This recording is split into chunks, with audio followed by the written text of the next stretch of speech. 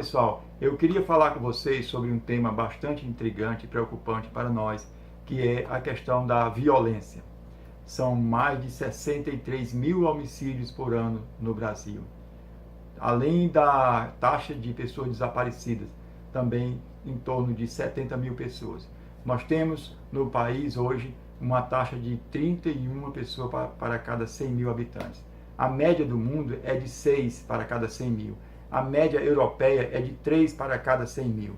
É um fenômeno que está preocupando todos os políticos, todos os governantes. As políticas públicas atuais não estão dando conta da redução desses índices de violência em nosso país. Em 10 anos, o número de homicídios no Brasil subiu quase 23%. O que é que está por trás disso? O que é que está acontecendo? Será que existem algumas questões teóricas do ponto de vista político, alguma questão ideológica que está intervindo nas políticas públicas, que estão intervindo no nosso sistema jurídico legal, que pode alavancar, pode ser como um motor, como combustível para a violência? Eu quero discutir com vocês essa problemática. Para entendermos a questão da violência, eu convido a vocês para entendermos, em primeiro lugar, como se forma a sociedade. Um sociólogo americano chamado Peter Berger, ele diz que a sociedade é constituída sobre 3 fenômenos antropológicos. O primeiro é a exteriorização, o segundo é a objetivação e o terceiro é a interiorização. O que é isso?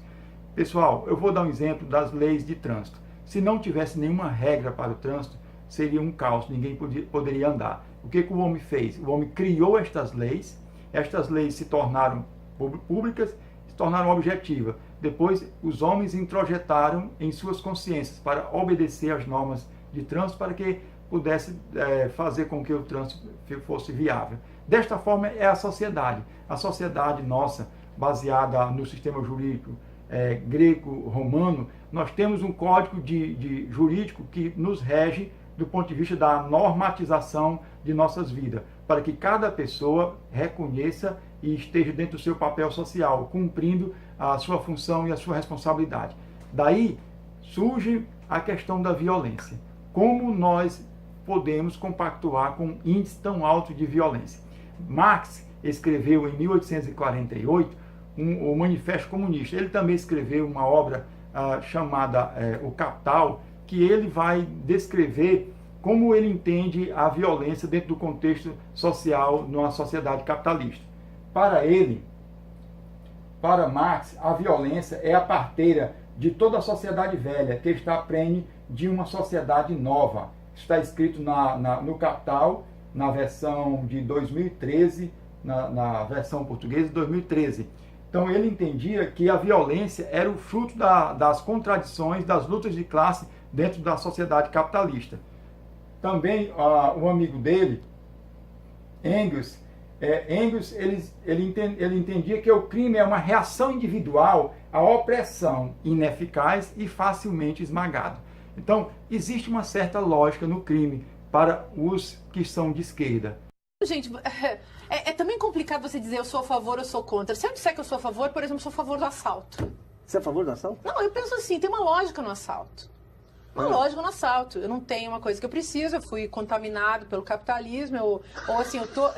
Começa a pensar do ponto de vista da inversão. Vejam bem, gente, nós não podemos, de forma alguma, compactuar mais com esse tipo de mentira que passam para nós. Pessoal, pessoas de esquerda, políticos de esquerda, teóricos, professores de esquerda, eles não creem em Deus. Eles querem, do ponto de vista teórico, sim, que Marx pregava, destruir a nossa sociedade baseada no modelo judaico-cristão, e para essa destruição eles se utilizam da violência. Os marginais, a classe marginal é uma classe potencialmente revolucionária. Para Marx, ele dava uma lógica para o crime. Existe uma lógica, as pessoas não têm um bem e eles vão atrás daquilo que as outras pessoas têm. É a contradição, segundo Marx, do modo de sociedade capitalista. Mas em 1923, na Alemanha, surgiu a escola de Frankfurt, onde vários teóricos, vários estudiosos, principalmente de esquerda, eles criaram essa escola para evoluir, para continuar o pensamento de Marx. Nessa perspectiva, Habermas, que era um deles, ele entendia que o ser humano era um produto da natureza e, como tal, ele tem os seus instintos primitivos e as suas necessidades básicas. Este ser humano está dentro do contexto social, esse que eu já falei anteriormente, cheio de regras, cheio de normas, que para conter os indivíduos e nos colocarmos dentro de uma convivência socialmente possível. Mas, para o entendimento da escola de Frankfurt, a sociedade é extremamente precária. Esta convivência do homem é vulnerável. Daí, eles entendiam que o homem não era responsável pelas suas ações.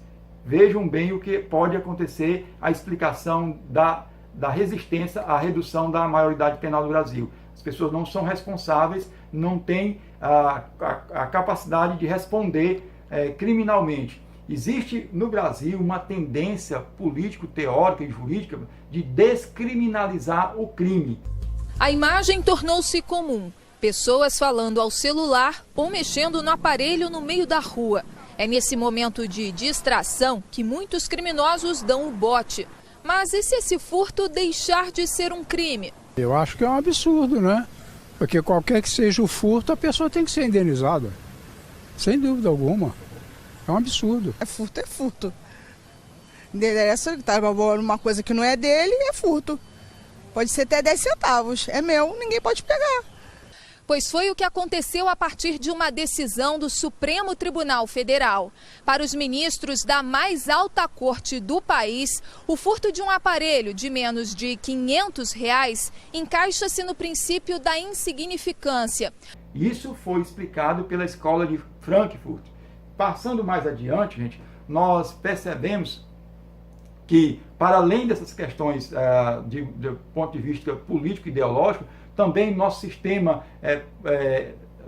sistema educacional surgiu um cara muito interessante, Paulo Freire. Em 2012, ele foi considerado pelo Congresso e pelo governo Lula o pai da educação. Ele introduziu no nosso sistema educacional o modelo da pedagogia do oprimido, que neste contexto, nessa percepção e nesta concepção de educação, ele retirou a autoridade, ele retirou também a hierarquia e se introjetou no imaginário coletivo, principalmente nas crianças e nos jovens, o entendimento de que eles têm direitos e mais direitos, e que o processo de aprendizagem estava relativizado entre professores e alunos. O que isso aconteceu, no meu entendimento? Isso inculcou nas crianças, nessa geração de juventude, um sentimento de insubordinação, um sentimento de rebeldia. Numa escola da periferia de São Paulo, uma professora leva um soco de um aluno e cai no chão. Infelizmente, é uma cena de violência que atinge muitas escolas públicas brasileiras. E é o que você vai ver agora na reportagem de Natália Leite. O soco na cabeça que você vê neste vídeo exclusivo leva a professora de 61 anos ao chão. Isso avançou para um outro momento. Isso permitiu que surgisse também no imaginário coletivo um sentimento de impunidade. Isso associado às nossas leis, nossos sistemas punitivos, que são bastante frágeis. No Tocantins, um homem confessa um crime de estupro e assassinato e faz deboche da polícia diante da certeza de impunidade. O Elton Osório da Silva confessou ter violentado e matado uma mulher de 29 anos e mais. Revelou ter vendido uma moto de propriedade da vítima por R$ 1.800, que a polícia encontrou com ele. Arrependido do crime? Nem um pouco. Ao contrário, ele diz ter certeza de que ficará pouco tempo na cadeia e logo estará livre, leve e solto nas ruas. Aí eu acho que eu vou ficar aí mais ou menos, pra mim, uns 3 meses. Mas tem gente que fala que é mais um pouquinho, vou ficar aqui embora. E eu quero dizer uma coisa para você, gente. Num país onde as leis são objetivas, são claras, são contundentes, com liberdade, favorece o cidadão de bens cumpridor dos seus deveres. Num país onde nós temos leis frágeis, com pouca liberdade, favorece a criminalidade. Este é o caso do Brasil. Nós temos pouca liberdade de, pelo menos, nos defendermos, enquanto que o sistema legal é extremamente frágil, permitindo uma série de brechas para as pessoas que cometem crime. Isso favorece a impunidade.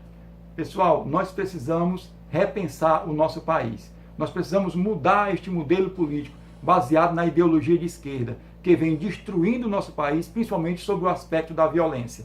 Nós precisamos fazer a nossa parte. Graças a Deus que cada um dos brasileiros estão tomando consciência que os seus bens estão sendo ameaçados, principalmente a nossa vida, nossos valores, a nossa família. E por causa disso que Bolsonaro se transformou num grande fenômeno eleitoral. Eu quero que você compartilhe esse vídeo com os seus amigos e repense sobre esta questão. Um abraço.